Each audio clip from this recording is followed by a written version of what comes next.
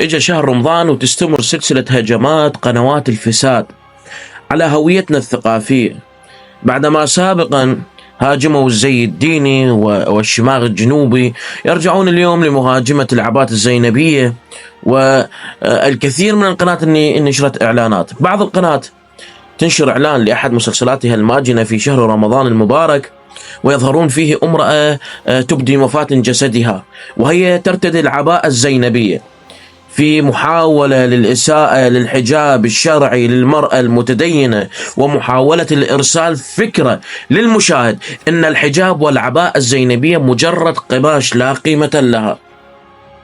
ويبقى التساؤل: أين الرقابة المعنية؟ أين هيئة الإعلام؟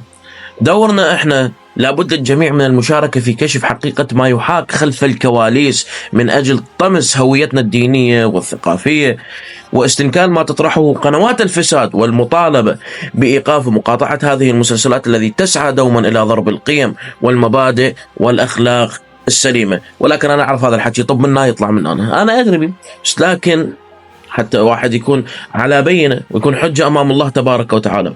بهذا شهر رمضان الكثير من القنوات اللي مجهزة نفسها حتى تضرب الهوية الدينية الثقافية المسلمة، وأهم شيء يردون يضربون المذهب والتشيع.